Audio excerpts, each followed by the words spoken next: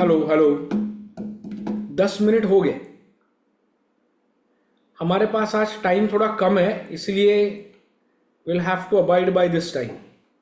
Break के times we will strictly follow. Prakash, Dhananjay, Vikas, Sanjay, Poonam, Vivek, Kirti, Preeti, Anuja, yes sir. Ayush, हाँ। बाकी लोग किधर गए? प्रकाश भी नहीं है। सर जब तक एक सवाल है, पूछूं क्या? हाँ बोलो। सर वो जॉइंट अरेंजमेंट से है, IFRS 11 से। सर अभी वो जो नहीं, वो अभी नहीं करेंगे। वो जॉइंट ठीक अरेंजमेंट है, वैसे भी कल करना है। ठीक है, ठीक है। कल मतलब अगले वीकेंड में करना है। उससे जल्दी आपको चाहिए तो हम बाद में सेपरेटली बात करेंगे। आज ठीक है थोड़ा सर। टाइम लिमिटेड है। इन्वेस्टमेंट प्रॉपर्टी थोड़ा रह गया था बात करना। इन्वेस्टमेंट प्रॉपर्टी में क्विकली बात करते हैं, ज्यादा है नहीं उसमें। खैर, हमने एक डेफिनेशन देखा था इन्वेस्टमेंट प्रॉपर्टी का। वही डेफिनेशन है, प्रॉपर्टी बीइंग लैंड और building or both, but not any other property which is given on renter will be investment property. Only land or building or both. If it is given on rental or it is kept for capital appreciation. Capital appreciation मतलब क्या? Rental पे नहीं दी, vacant है, and उसके towards कोई intention नहीं है। Intention अगर है, if it is held for use in production, supply of goods और सर्विसेज और एडमिनिस्ट्रेशन और for sale in ordinary course of business, तो ये मेरा क्या हो जाएगा? प्रॉपर्टी प्लांट इक्विपमेंट इन्वेंट्री, या मेरा इन्वेंट्री हो जाएगा। पीपी और इन्वेंट्री ये हो सकता है। ये ओन यूज है, इसको क्या कहते हैं हम लोग? Own use. ओन यूज के लिए अगर कोई लैंड एंड बिल्डिंग रखी है, इंटेंशन, अभी वेकेंट है, बट इंटेंशन है कि मैं उसको प्रोडक्शन के लिए यूज करूंगा, रिसर्च एंड डेवलपमेंट सेंटर बनाना है, या ऑफिस बनाना है, या उसको बेचना है, तो ये ओन यूज के लिए, या तो पीपी करके या तो इन्वेंट्री करके, then it is not investment property. लेकिन पर्पस क्लियर है कि रेंट पे देना है तो इन्वेस्टमेंट प्रॉपर्टी, या खाली वैसे पड़ा, अभी सोचा नहीं क्या करना है उसके बारे में, अनइंटेंडेड यूज, यूज पता नहीं, अनइंटेंडेड यूज, तो उसको कैपिटल एप्रिसिएशन हमेशा साथ में आता है, इसीलिए वो इन्वेस्टमेंट प्रॉपर्टी हो जाएगी। Correct? Vacant property without any intentions will be investment property. Vacant property with an intention to use it for business purposes or for administrative purposes or for sale in ordinary course of business, it is either PP or inventory, not an investment property. Are you with me on this? Sir, have you started screen sharing? I have started, but वो दिख नहीं रहा है यहाँ पे।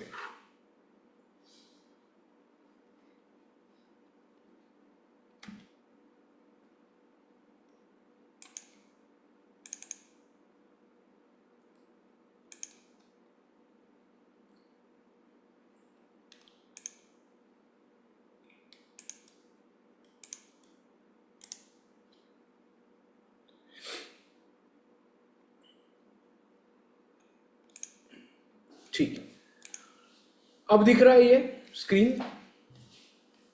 इसके बारे में मैं बात कर रहा था, लैंड और बिल्डिंग और बोथ। सो पहला स्क्रीन शेयर मैंने यहां पे कुछ नहीं, सिर्फ सर्कल्स किए थे, लैंड और बिल्डिंग और both.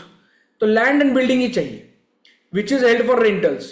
If any other property like vehicles, ships, machineries, equipments held for rentals, it is property, plant and equipment. Only land and building held for rentals, investment property. Land and building vacant without intention, तो ये capital appreciation के लिए investment property. Land and building vacant but intention is to use in production और supply of goods और services और for administration is PP. If land and building vacant but intention is to sell in ordinary course of business is inventory. Are you with me on this? ये definition अगर tricky सवाल आता है तभी काम की है, अदरवाइज ये डेफिनेशन सिंपल है। This classification is not a choice, it is mandatory. एक बार कोई भी लैंड एंड बिल्डिंग अगर कैपिटल एप्रिसिएशन के लिए है, मतलब unintended future use of that, I am holding it vacantly like that, I'm not giving it on rentals, I'm holding it and it is vacant without any purpose, it is investment property, mandatory. If it is given for rentals, mandatory investment property. Investment property है तो immediately उसके subsequent measurement के parameters change हो जाएंगे। Initial तो वही रहेंगे, cost, cost का मतलब वही है, सेपरेट एक्विजिशन, इंटरनली कंस्ट्रक्टेड और फिर वॉट एवर इट इज, वो वही रहेगा। सब्सिक्वेंट मेजरमेंट में दो आ जाएंगे फिर models, cost model and fair value model. Fair value model ना भी यूज करे तो कॉस्ट मॉडल है तो फिर फेयर वैल्यू डिस्क्लोज करना पड़ेगा, ये यहां पे इश्यू आता है। तो इसलिए this classification is mandatory. Classification investment property आ गया तो डिस्क्लोजर में फेयर वैल्यू आएगा ही आएगा, even if you are not following fair value model for accounting. बात समझ में आ गई आपको? यहां पे कुछ स्पेशल केसेस है लाइक ड्यूअल पर्पस प्रॉपर्टी। एक ही प्रॉपर्टी दो पर्पस के लिए यूज कर रहा हूं, आधी प्रॉपर्टी ओन यूज के लिए, आधी प्रॉपर्टी रेंट के लिए। तो स्टैंडर्ड बिल्कुल सिंपल कहता है, क्या वो प्रॉपर्टी केपेबल है क्या सेपरेशन के लिए? सेपरेशन मतलब क्या, सेपरेट मतलब क्या? अब बिल्डिंग है, बिल्डिंग सेपरेट करना मतलब क्या? तोड़ के किसी को बेचूंगा थोड़ी, नहीं। केपेबल ऑफ बीइंग सेपरेटेड मतलब can you sell it separately, can you give it on finance lease separately, the portion which is given it on rental. Capability check करनी है, it is not important that whether you have sold it और not. आप कर सकते हो क्या आप उसे सेपरेटली बेच सकते हो क्या? If you are able to sell it separately from that portion which you are owning or which you are using for your own purposes, तो वो separable है। कई बार लीगल रिस्ट्रिक्शंस हो सकते हैं, बैंकों से रिस्ट्रिक्शंस हो सकते हैं, गवर्नमेंट से रिस्ट्रिक्शंस हो सकते हैं, whatever may be the reason. कई बार फिजिकल लिमिटेशंस है उस प्रॉपर्टी के। हमने एक एग्जांपल देखा था, फैक्ट्री का एक ही शेड है, एक शेड में एक एरिया डिमार्केट किया है एक लाइन डाल के, ये एरिया आप रेंट वाले यूज करो, ये मैं यूज करूंगा।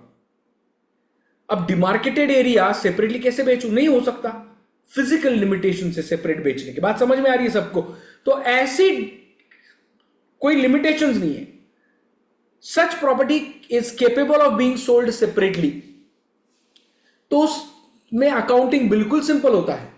जो प्रॉपर्टी मैं खुद के लिए यूज करता हूं, own use, is a PP और इन्वेंट्री, तो मैं उसको क्या करता हूं, एज अ पीपी या as a inventory account for करता हूं, 16 और IS2। जो प्रॉपर्टी मैंने रेंट पे देकर रखी है उसको IS40 में मैं क्या करता हूं, क्लासिफाई करता हूं। अकाउंटिंग उस तरीके से होता है, bifurcation of the property for accounting purposes. Are you with me? Yes और नो? ओके। प्रॉपर्टी सेपरेट नहीं हो सकती, डिमार्केट की है, फिजिकल लिमिटेशन से, गवर्नमेंट के रिस्ट्रिक्शन से, लीगल रिस्ट्रिक्शन से, I can not sell it separately. तो स्टैंडर्ड ये कहता है चेक करो आप खुद कितना यूज करते हो।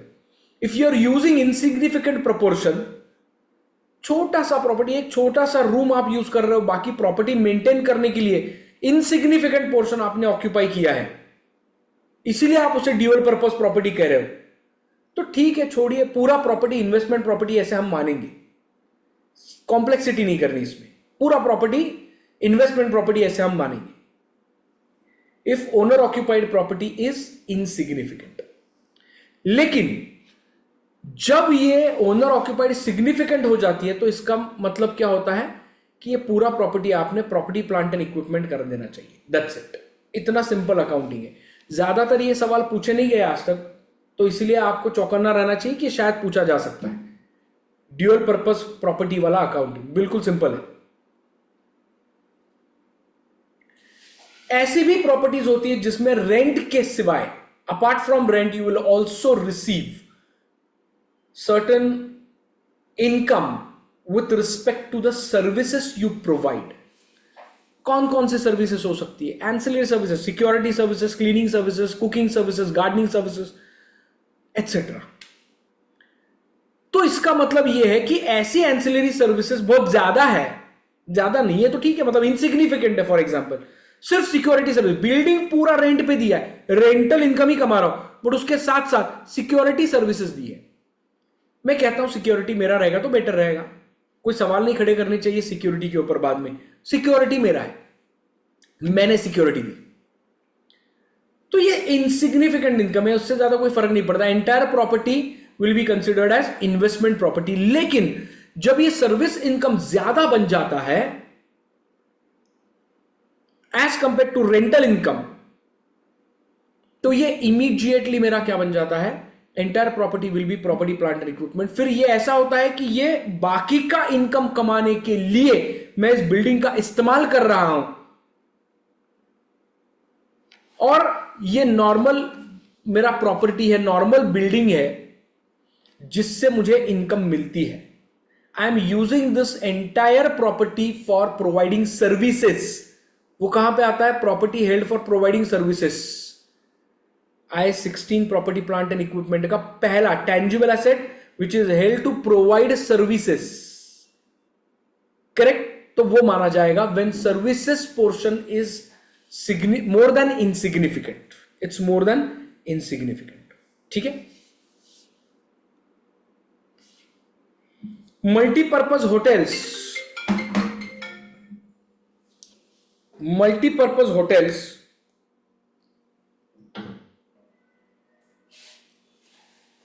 होटल्स क्या होता है? ये बिजनेस के लिए तो किया, मैरियट वाला लीजिए, मेरिडियन लीजिए, टाटा वाले कोई ताज होटल लीजिए, ये उनकी प्रॉपर्टी यूज करते हैं फॉर डूइंग बिजनेस। तो ये क्या किए जाएंगे? ये प्रॉपर्टी प्लांट एंड इक्विपमेंट करके ही क्लासिफाई होंगे।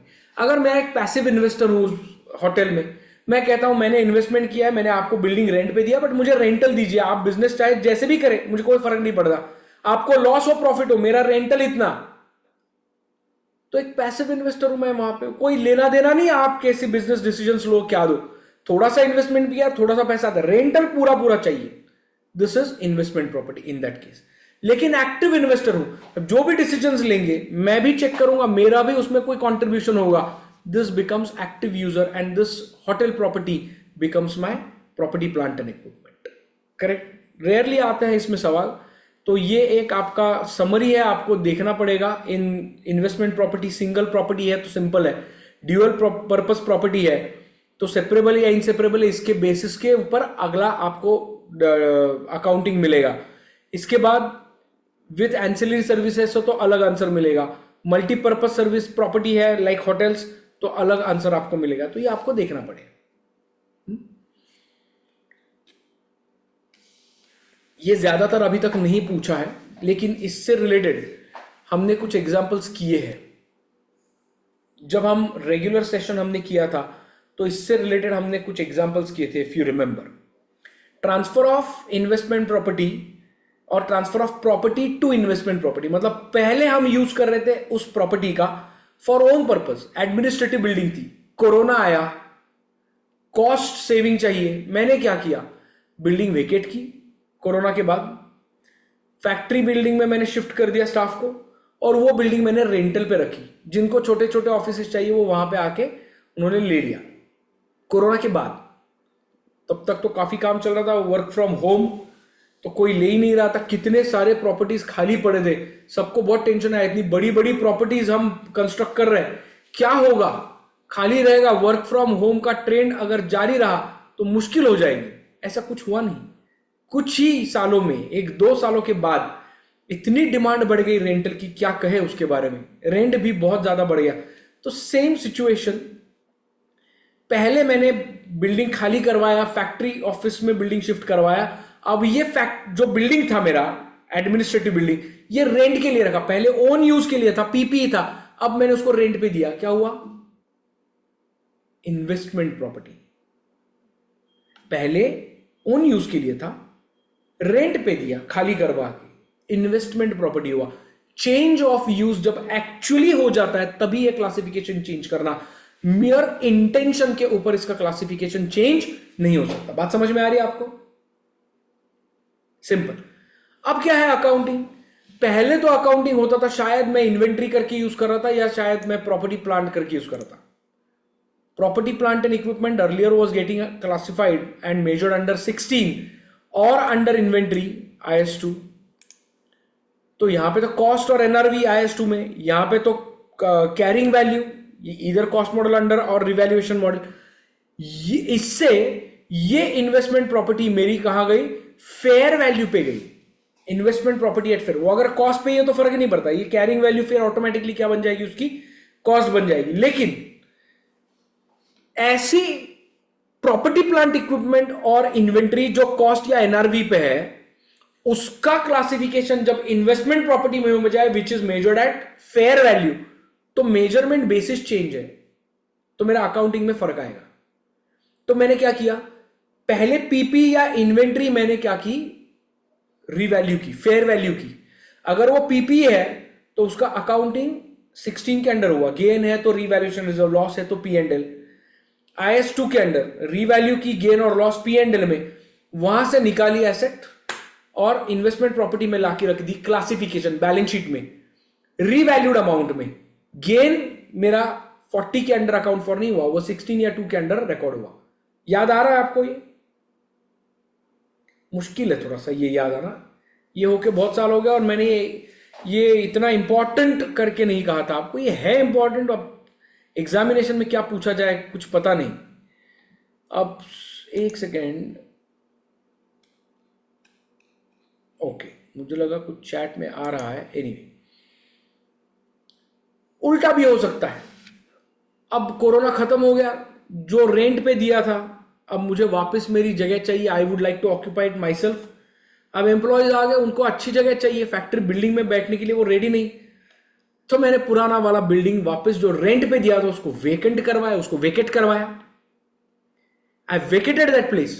मैंने बोला आप खाली कर दो, मुझे ऑक्यूपाई करना है। पहले इन्वेस्टमेंट प्रॉपर्टी में क्लासिफिकेशन था, अब दोबारा से क्या होगा, इसका प्रॉपर्टी प्लांट एंड इक्विपमेंट होगा। तो जो भी इन्वेस्टमेंट प्रॉपर्टी की वैल्यू रहेगी that will continue as a cost of property plant and equipment, और बेचना है तो as a inventory, as simple as that. Are you with me everyone? Corona के केस में ऐसा हुआ था, प्रॉपर्टीज जो कंस्ट्रक्ट की थी वो बेची नहीं जा रही थी, इन्वेंट्री थी बेची नहीं जा रही थी, तो रेंट पे दिया। रेंट अब बेची जाएगी कोरोना के बाद, कुछ सालों के बाद, तो उसको वेकेट करवाया और बेच दिया। Simple, change in use. But ये चेंज इन यूज एविडेंस आना चाहिए, have you actually changed in use, change the use of that property. अगर एक्चुअल चेंज इन यूज नहीं है तो ये अकाउंटिंग अलाउड नहीं है, ये बात ध्यान में रखें। Any questions? बस यही था इन्वेस्टमेंट प्रॉपर्टी में जो इंपॉर्टेंट था।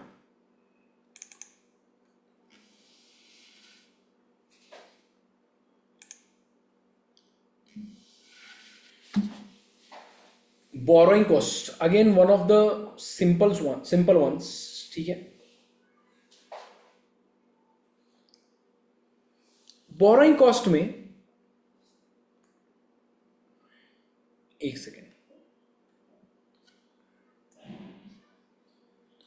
बोरोइंग कॉस्ट में क्या क्या चीजें ध्यान में रखने जैसी है। अभी हमने कौन कौन से टॉपिक्स किए हैं याद है? सुबह से प्रेजेंटेशन किया जिसमें हमने सोचा contents of financial statements are important, उसके बाद बैलेंस शीट का स्ट्रक्चर, पी&एल का स्ट्रक्चर, ओसीआई का कॉन्सेप्ट एंड स्ट्रक्चर हमने देखा, एंड एसओसीआई के बारे में देखा, नोट्स टू अकाउंट्स, यहां तक हमने की बात।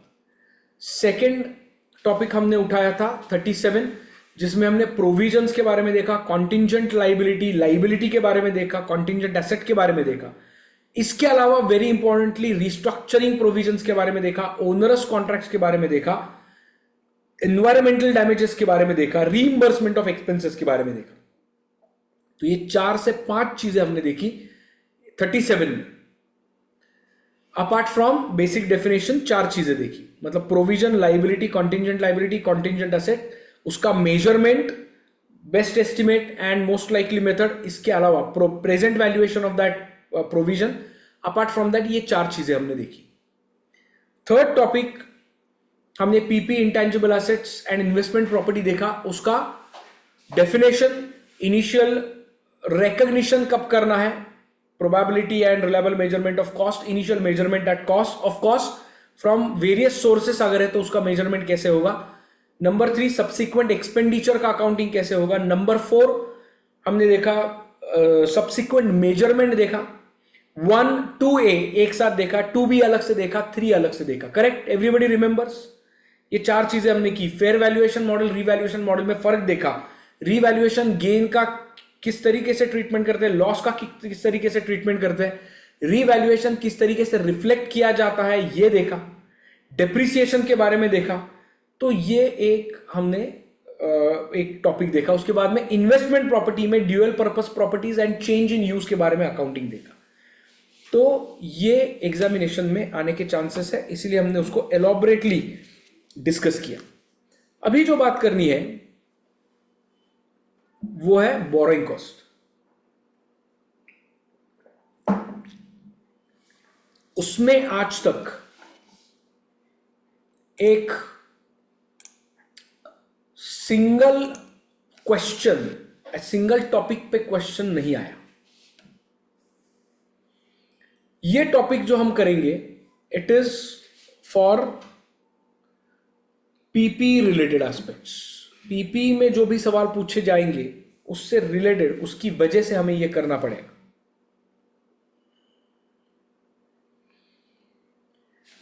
तो क्विकली करते हैं बोरोइंग कॉस्ट। बहुत ही सिंपल टॉपिक है, बहुत ही सिंपल टॉपिक।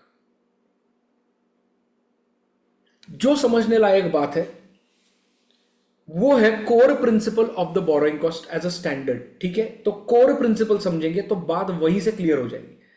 कोर प्रिंसिपल के बाद कुछ डेफिनेशंस हम देखेंगे, तो वो डेफिनेशंस एंड एक्चुअल प्रोसेस, तो 3 सेक्शंस में हमारा डिस्कशन रहेगा।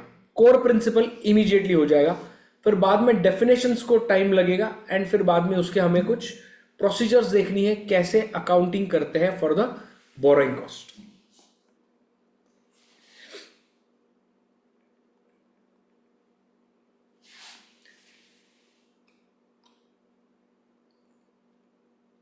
Core principle of the standard IS 23, सब ध्यान से सुनना।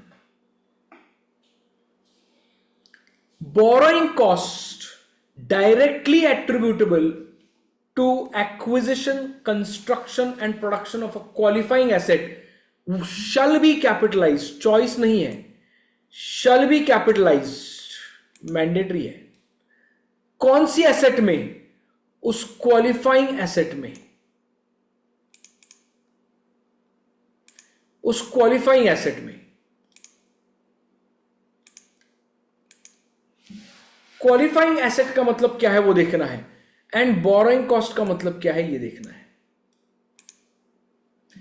बोरोइंग कॉस्ट का मतलब क्या है, क्वालिफाइंग एसेट मतलब क्या है, और ये borrowing cost if it's directly attributable and related to the qualifying asset, then you must capitalize this cost, no choice।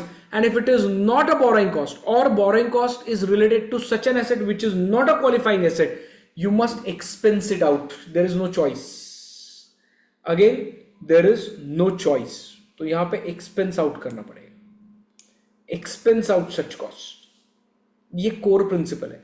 तो borrowing cost का मतलब क्या है? all interest and other cost like processing fees etc। ठीक है, सब कुछ आता है यहां पे। Incurred by an entity in connection with the borrowing the funds, मतलब आप लोन लेने जाओ तो वहां पे प्रोसेसिंग फी रहती है, इंटरेस्ट रहता है, सब कुछ रहता है, करेक्ट। आपका और भी कुछ रहेगा अदर कॉस्ट में। अब ध्यान दीजिए, यहां पे ध्यान से सुनिए।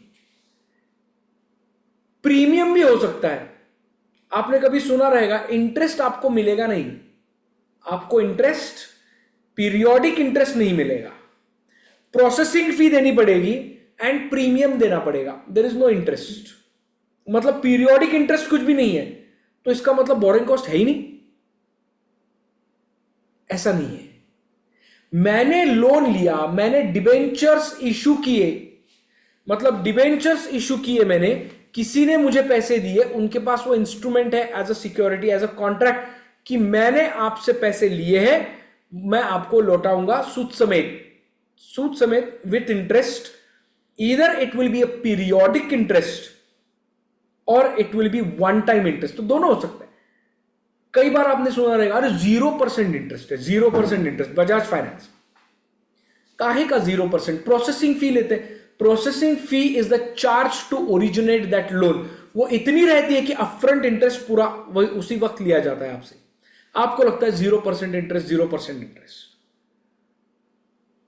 तो 0% कभी होता नहीं। Processing fee is also in the nature of borrowing cost. कभी कभी कहते हैं कि प्रीमियम दे दो, 100 रुपए लिए हैं, बाद में 150 रुपए देना, पीरियोडिक इंटरेस्ट नहीं चाहिए, 0% इंटरेस्ट कुछ नहीं, बट पैसे लौटाते हो कितने लौटाओगे आप? 150 रुपए। 100 रुपए लिए 150 रुपए, मतलब वो प्रीमियम हुआ।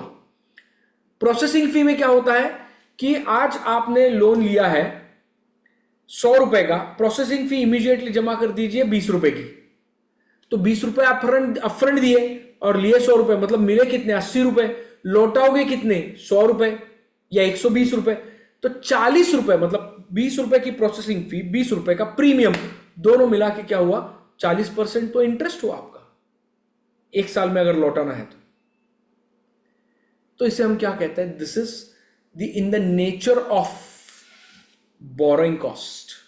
So interest and other cost which is incurred directly in relation to the borrowing of funds. ये क्या क्या आता है इसमें, तो इसमें आता है इंटरेस्ट एक्सपेंस आता है ये इसमें, लेकिन इफेक्टिव इंटरेस्ट रेट यूज करना है हमें. इफेक्टिव इंटरेस्ट रेट मतलब भले ही बोरोइंग रेट 0% रहे, बट जब आप प्रीमियम, प्रोसेसिंग फी ये सब कंसिडर करते हो तो IFRS 9 का इफेक्टिव इंटरेस्ट रेट पता है हम कैसे कैलकुलेट करते हैं, पता है आपको? IRR जिसे कहते हैं हम लोग, क्या कहते हैं? IRR. लिए 80 रुपए, मतलब लेते वक्त 100 रुपए लिए, 20 रुपए दिए, मतलब जेब में कितने आए पैसे? 80 रुपए आए. लौटाते वक्त कितने लौटाऊंगा? 120 रुपए. तो 20 रुपए इंटरेस्ट नहीं है, 40 रुपए है. तो इफेक्टिव इंटरेस्ट रेट उसका 40% का आ गया. ये 2 साल का है तो मान लीजिए अप्रोक्सीमेटली 20% आ गया इंटरेस्ट. तो ये 20% के इंटरेस्ट से आप क्या करोगे, वो इफेक्टिव इंटरेस्ट रेट है. पीरियोडिकली आप क्या करोगे, उसका अकाउंटिंग करोगे. भले ही अपफ्रंट दे रहे, अपफ्रंट अकाउंटिंग नहीं हुआ, मैचिंग प्रिंसिपल सेटिस्फाई नहीं होता. जो लोन आप 2 साल यूज करोगे उसका इमीडिएट कॉस्ट नहीं पे कर सकते आप, P&L में अकाउंट फॉर नहीं कर सकते. तो ये क्या हुआ, एक मैचिंग प्रिंसिपल को मैं कंसिस्टेंट रह रहा हूं यहां पे, and accordingly I am apportioning that interest cost over the period on which I am enjoying the loan amount. Loan amount में जितने दिन तक मेरे पास रहेगी उसका कॉस्ट भी उतने समय तक जाना चाहिए, ना कि अपफ्रंट, ना तो at the end of the period. So ये ओवर द पीरियड जाएगा. Is everybody with me on this? तो ये interest will be calculated using effective interest rate method. Interest in respect of leases, lease liability जब आती है, IFRS 16 हमने किया था. लीज लाइबिलिटी करते हैं, ROU asset to lease liability. Lease liability भी अनवाइंड होती है, वो भी प्रेजेंट वैल्यू पे आती है, उसको भी अनवाइंडिंग करते वक्त हम इंटरेस्ट करेंगे. That interest is also considered as a borrowing cost if it is related to the property, if it is related to the qualifying asset. नहीं तो फिर वो P&L में expense हो जाएगी. If such interest expense with respect to lease liability is with respect to qualifying asset, then ये मेरा borrowing cost रहेगा, otherwise नहीं. Exchange differences कई बार हम करते हैं, कंपनीज बहुत कई बार करती है ऐसी कि यूरोप में इंटरेस्ट कितना है, 1% 2%. इंडिया में कितना है, कम से कम 12% अनसिक्योर्ड लोन्स पे. वहां पे ज्यादा नहीं, वहां पे 2%. 2% पे आपको क्या मिला, लाइबोर प्लस आपका क्रेडिट स्प्रेड. लाइबोर कितना है, माइनस, या ज्यादा से ज्यादा 0.5% भी नहीं है. उससे आप एडजस्ट करोगे क्रेडिट स्प्रेड को, जो 1 से 2% आएगा, तो मैक्सिमम इंटरेस्ट 2% आएगा. इंडिया में 12% आएगा. इसकी वजह से क्या होता है, मुझे सस्ता पड़ता है, लेकिन फॉरेन एक्सचेंज फ्लक्चुएशन की वजह से ये सेविंग्स मेरी पूरी वाइप ऑफ हो सकती है. इसीलिए स्टैंडर्ड कहता है कि सेविंग्स आपने कहा कि इंटरेस्ट पे की, करेक्ट, बट ये इंटरेस्ट सेविंग अगर आपकी फॉरेन एक्सचेंज लॉस में मॉनेटरी लाइबिलिटी है, am I right? पैसे आपको आपने बोरो किए हैं यूरोप से, तो आपने पैसे जो बोरो किए लौटाने पड़ेंगे यूरो में, am I right? तो जब लौटाओगे तो मॉनेटरी लाइबिलिटी, तो उस वक्त लौटाते वक्त जो एक्सचेंज रेट रहेगा वो ज्यादा हो सकता है जब बोरो किया था तब से. तो ये डिफरेंस जो है ये मेरा लॉस होगा, पैसे ज्यादा लौटा रहा हूं मैं. तो ये जो एक्सचेंज लॉस आता है, it is at the cost of saving in interest rate. ये इंटरेस्ट रेट या इंटरेस्ट कॉस्ट सेव होने के चक्कर में मैंने जब एक्सटर्नल कमर्शियल बोरोइंग लिया, उसके ऊपर मुझे लॉस हो रहा है on account of foreign exchange. Is everybody with me on this? तो ये फॉरेन एक्सचेंज लॉसेस है, ये it is like my interest cost. तो ऐसी इंटरेस्ट कॉस्ट भी मेरी क्या हो सकती है यहां पे, it might be considered as the borrowing cost. तो फॉरेन करेंसी बोरोइंग्स पे अगर एक्सचेंज डिफरेंसेस आते हैं बीइंग अ मॉनेटरी लाइबिलिटी, तो वो भी हम adjustment as a interest cost adjustment treat कर सकते हैं. तो ये 3 चीजें बोरोइंग कॉस्ट करके आ सकती है. तो बोरोइंग कॉस्ट में क्या आता है, interest and other cost, interest expense plus processing fees plus interest expense on lease liabilities plus foreign exchange losses with regards to foreign currency borrowings. Correct? That may be considered as interest expenditure. ये अब qualifying asset से related है with respect to acquisition और construction और production of a qualifying asset. Qualifying asset का मतलब क्या है? Any asset. पहली बार बोरोइंग कॉस्ट का मतलब पता चला आपको सबको, everybody. Dhananjay, Kirti, Komal, Poonam, Vivek, Preeti. Yes sir. Yes, sir. Yes, sir. ये borrowing cost if it is directly related और एट्रीब्यूटेबल टू एक्विजिशन, कंस्ट्रक्शन और production of a qualifying asset, तभी उसको एसेट में कैपिटलाइज किया जा सकता है. क्यों? अब खर्चा तो उस साल में हुआ, लेकिन एसेट से रिलेटेड हुआ. एसेट एक साल का खर्चा नहीं है, एसेट बेनिफिट अगले कई सालों में देगी. तो बोरोइंग कॉस्ट जो है which is with respect to this, which is directly attributable to acquisition of a qualifying asset, जो बाद में बेनिफिट देगी, कई सालों तक बेनिफिट देगी, तो ये खर्चा भी कई सालों तक स्पेंड होना चाहिए, कई सालों तक एक्सपेंस में आना चाहिए पीएनएल में. एक साथ आ गया तो मैचिंग कॉन्सेप्ट नहीं आएगा, यहां पे मैचिंग प्रिंसिपल सेटिस्फाई नहीं होगा. बात समझ में आ रही है आपको? तो ये बात ध्यान में रखते हुए इसको कैपिटलाइज करेंगे एसेट में. Such expenditure is now directly attributable to acquisition or construction production of a qualifying asset. Then what is qualifying asset? Qualifying asset is that asset which necessarily takes substantial period of time to get ready for its intended use or sale. Substantial period of time का मतलब है 6 months or more. ये industry practice से कहीं दिया नहीं है. Examination में 4 महीने का पीरियड भी सब्सटेंशियल पीरियड ऑफ टाइम हो सकता है. यह आपको एक इंडिकेशन एग्जामिनेशन में दिया जाएगा, वो आप कह सकते हो कि 4 महीने is also significant amount of substantial period of time. ठीक है. Now this asset you will have to consider in a group. जो आपने प्रकाश सवाल पूछा था उसका आंसर है लैंड परचेस किया था in order to construct a factory. तो मैंने जब लैंड परचेस किया तभी इमीडिएटली मैंने क्या किया, इसका बोरोइंग कॉस्ट कैपिटलाइजेशन शुरू किया. बोरोइंग कॉस्ट कैपिटलाइजेशन होता कैसे है तो मैं आपको बताने की कोशिश कर रहा हूं. Give me a moment, once again I will try to check this.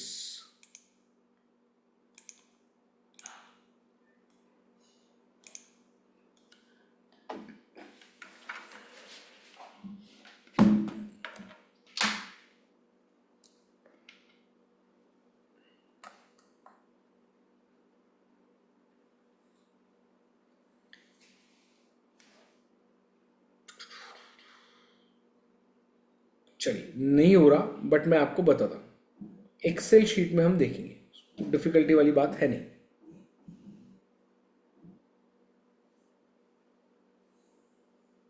Last try कर रहा हूं. हो गया.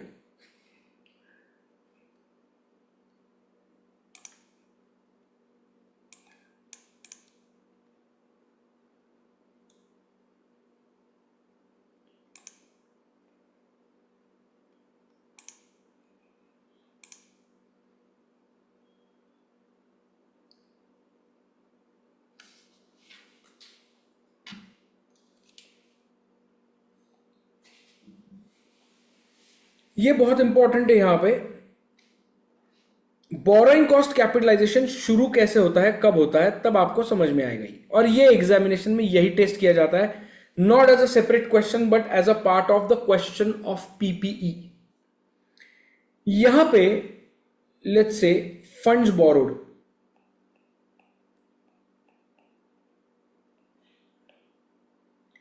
यहां पे expenditure on qualifying asset begins.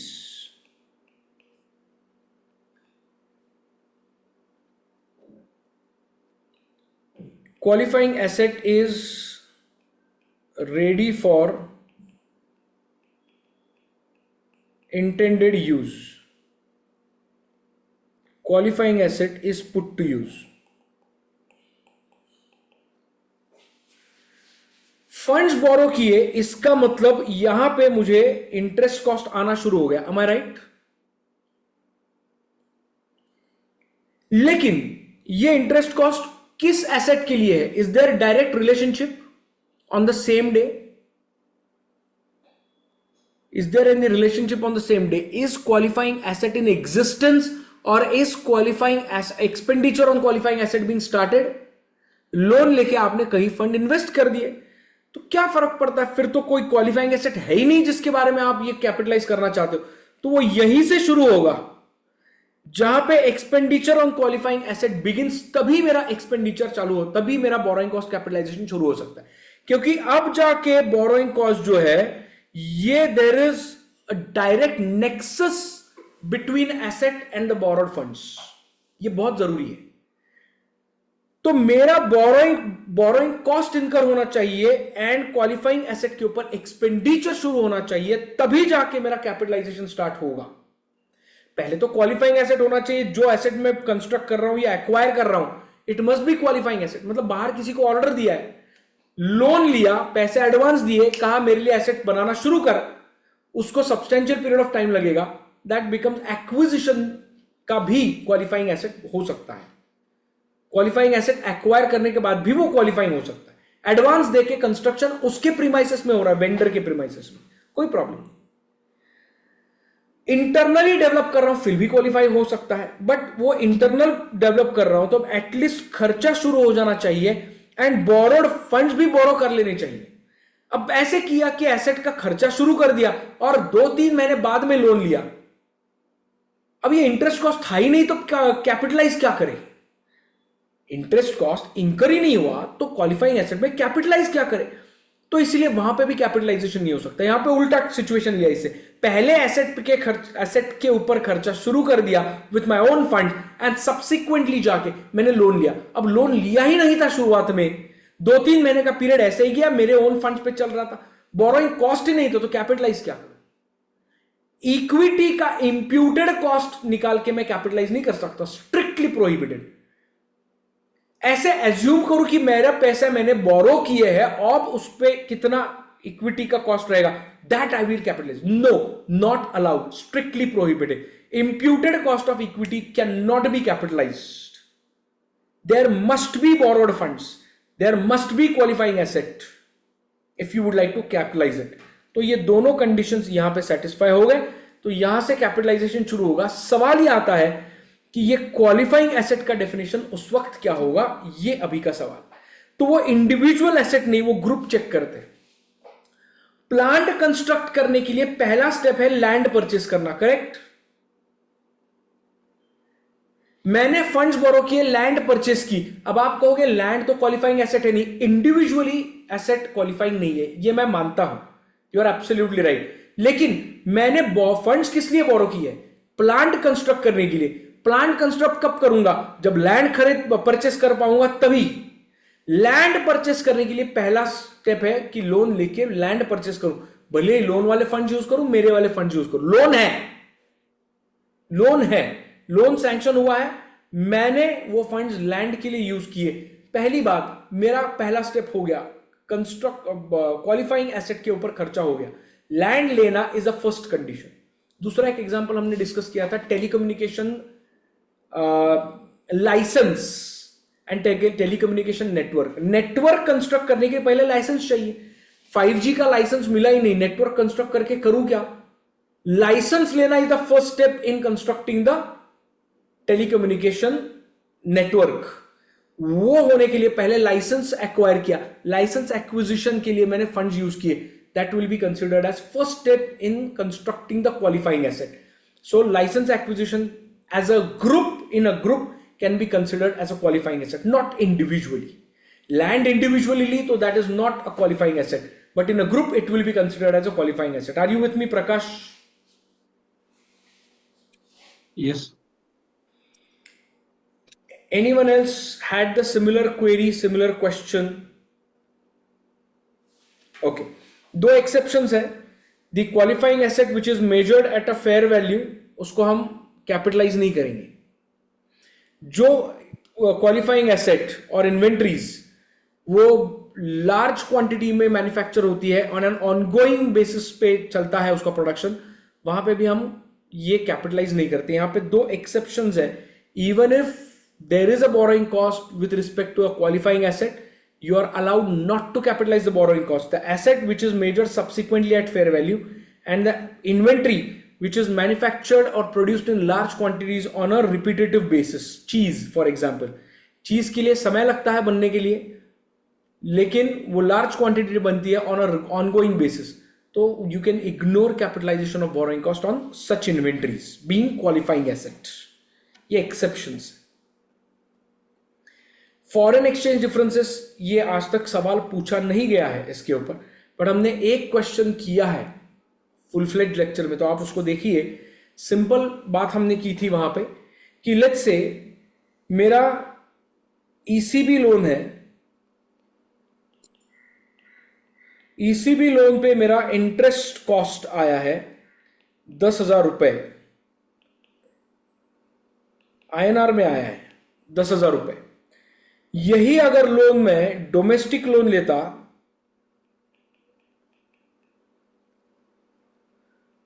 तो इंटरेस्ट कॉस्ट मेरी यहां पे आती थी लेट्स से 50,000 रुपए।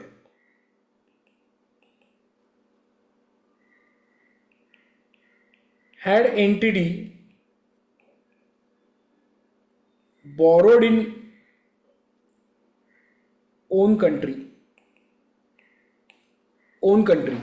तो डोमेस्टिक लोन पे इंटरेस्ट 50,000 जाता था, यहां पे 10,000 गया है, तो मैंने कितना सेव किया? 40,000 सेव किया। am I right? ये सेविंग्स हुए इन इंटरेस्ट कॉस्ट 40,000, लेकिन एक्सचेंज फ्लक्चुएशन में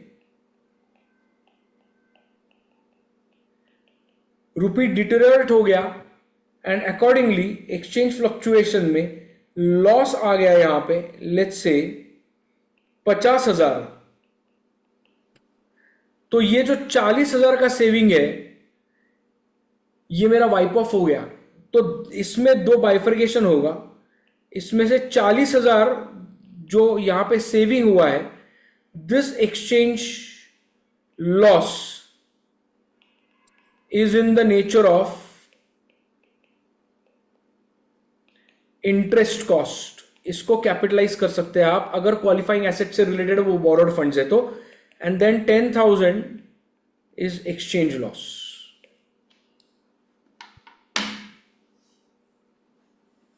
बात समझ में आ रही है आपको?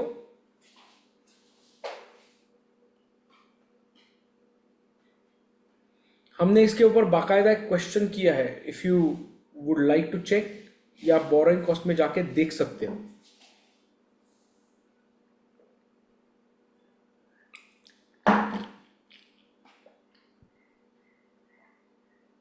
ठीक है, एनी क्वेश्चंस? बोलिए, बोलेंगे नहीं तब तक फिर नींद आ जाएगी आपको। आज तो वन साइडेड कम्युनिकेशन है पूरा।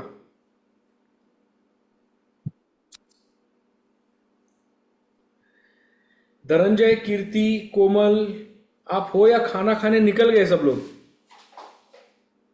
फिर कोई क्वेश्चन है चैट? क्या? एक बार चैट पढ़ लीजिए। अच्छा,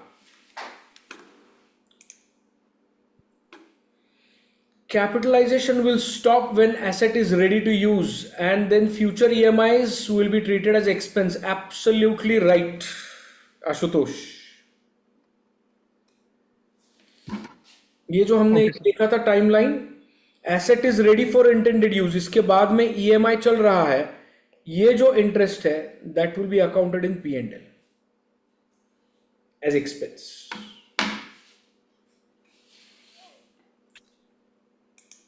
ओके, मैं चैट दी कोई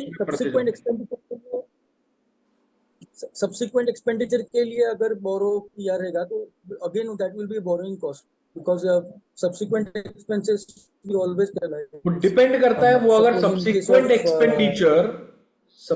expenditure itself is getting capitalised तो उससे रिलेटेड बोरोइंग कॉस्ट भी कैपिटलाइज हो सकती है, अदरवाइज नहीं। सर एक क्वेरी था. बोलिए. Suppose if I park the additional funds after expense on आ रहा हूं qualifying. उसके ऊपर, आ रहा हूं इसके ऊपर, अभी खत्म नहीं हुआ टॉपिक. कैपिटलाइजेशन हमने देखा है, it could be directly attributable funds और it could be general borrowings also. तो accordingly borrowings could be specific borrowings. यहां पे बिल्कुल सिंपल कैलकुलेशन होता है. जनरली आपके पास जो एग्जामिनेशन में सवाल आएगा वो जनरल बोरोइंग्स से आएगा. आईएफआरएस में अगर सवाल आता है तो सॉरी स्पेसिफिक बोरोइंग से रिलेटेड सवाल आएगा, तो जहां पे आपका नॉर्मल एक्चुअल इंटरेस्ट रेट आप कैलकुलेट कर जो है वो है इफेक्टिव इंटरेस्ट रेट दिया रहेगा. अकॉर्डिंगली वो आप उसका इंटरेस्ट एक्सपेंस कैलकुलेट करोगे एंड वो आप कैपिटलाइज करोगे. जनरल बोरोइंग्स में क्या होता है, 3-4 तरह के अलग अलग बोरोइंग्स है. कोई स्पेसिफिक बोरोइंग्स नहीं है. अनयूटिलाइज्ड पोर्शन उसमें कुछ है, ओवरड्राफ्ट जैसी कुछ चीजें. ओवरड्राफ्ट लिमिट 50 लाख है, मैंने यूज किया 10 लाख, 40 लाख बाकी है. कंस्ट्रक्शन चालू है क्वालिफाइंग एसेट का जिसकी कॉस्ट है 1 करोड़ रुपए. ये स्पेसिफिक बोरोइंग नहीं है, तो उसका कैपिटलाइजेशन रेट निकाला जाता है and average expenditure on that asset ये निकाला जाता है एंड अकॉर्डिंगली कैपिटलाइजेशन होता है. इसके 2 एग्जांपल्स किए थे. स्पेसिफिक बोरोइंग का एक सवाल किया था, जनरल बोरोइंग का एक सवाल किया था. 2 क्वेश्चंस है, इसी स्लाइड डेक में है, अभी नहीं है, आज निकाल दिया मैंने, रिवीजन है इसलिए, बट वो आपको देखने पड़ेंगे. ठीक है, वो अब डिटेल में मैं एक्सप्लेन नहीं कर सकता, उसको क्विकली रिवाइज कर रहा हूं, तो आपको वो देखना पड़ेगा. अगर याद नहीं है तो, याद है तो बिल्कुल सिंपल है. जनरली एग्जामिनेशन में ये आने के चांसेस बहुत कम है जनरल बोरोइंग से रिलेटेड. जो भी आएगा स्पेसिफिक बोरोइंग वो बिल्कुल सिंपल होता है. पीरियड ऑफ कैपिटलाइजेशन हमने देखा. फंड्स बोरो किए हैं, यहां पे expenditure on qualifying asset has been started, borrowing cost is there and activities are in progress. तो आप यहां से कंटिन्यू करोगे और asset is ready for intended use जब तक नहीं होता तब तक आप कैपिटलाइज करोगे. इन बिटवीन सस्पेंशन हो सकता है कामों का, but that suspension where it is beyond the capacity of the organisation. Bridge पे सॉरी रिवर पे ब्रिज कंस्ट्रक्ट हो रहा है, मानसून सीजन में पानी आ गया, बाढ़ आ गई तो काम रुक गया, बियॉन्ड माई कंट्रोल.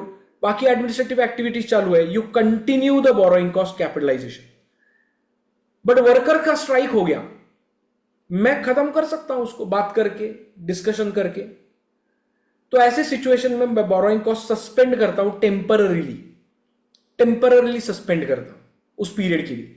बाकी अदरवाइज वो कंटिन्यू रहती है till asset is ready for its intended use. उसके बाद में एसेट पुट टू यूज हो ना हो, चाहे जो भी हो, तब तक ये जो खर्चा आएगा इंटरेस्ट का ये P&L में चला जाएगा. इसके दौरान मुझे फंड्स मिले हैं, यहां से यहां तक काम शुरू ही नहीं हुआ. Interest income on temporary investment. मैंने कहा अभी काम शुरू नहीं हुआ, किसी बैंक में पार्क करता हूं, एफडी करता हूं शॉर्ट पीरियड की, शॉर्ट पीरियड में एफडी कर दी, मुझे यहां से इनकम मुझे मिला, इंटरेस्ट इनकम अगर मुझे मिला तो ये इंटरेस्ट इनकम मुझे P&L में क्रेडिट करना चाहिए, क्योंकि अभी बोरोइंग कॉस्ट कैपिटलाइज हो ही नहीं रहा. बट जब वो स्टार्ट हो जाता है borrowing cost capitalisation from this period to this period, यहां बोरोइंग कॉस्ट कैपिटलाइजेशन शुरू हो गया मेरा.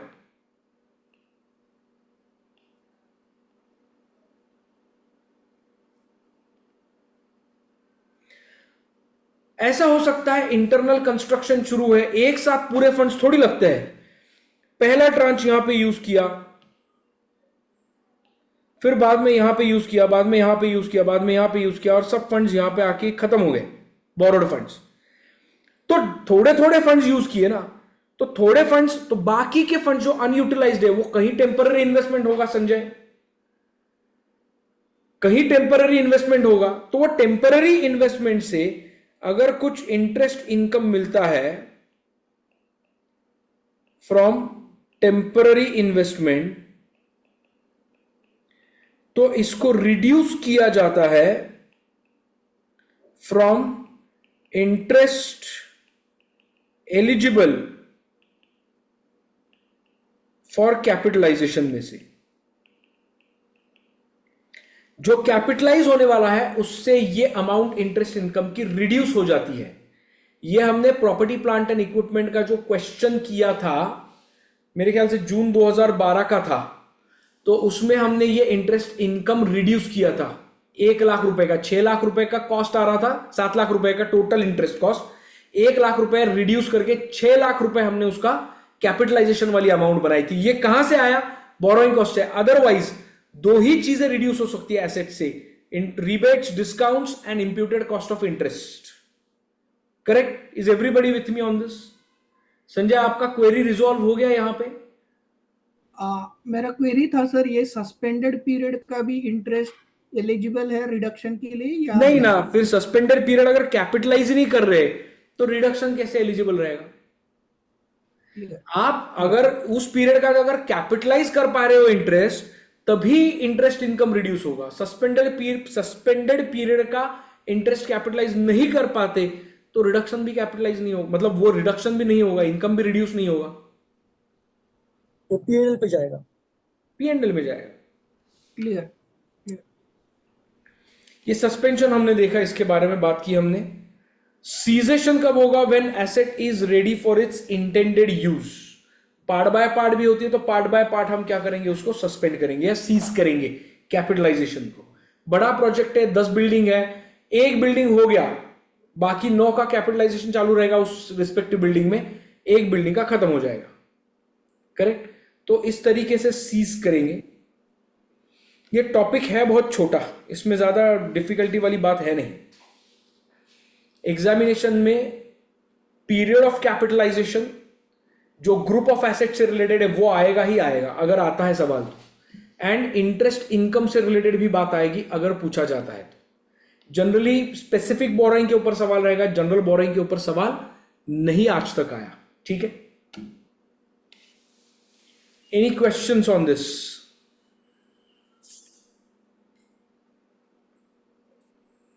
हमारी बात खत्म होनी थी 12:45 को, it is 1:20। We are 35 minutes behind the schedule. 1:20 पे हमारा नया सेशन शुरू होना एक्सपेक्टेड था, IS 36।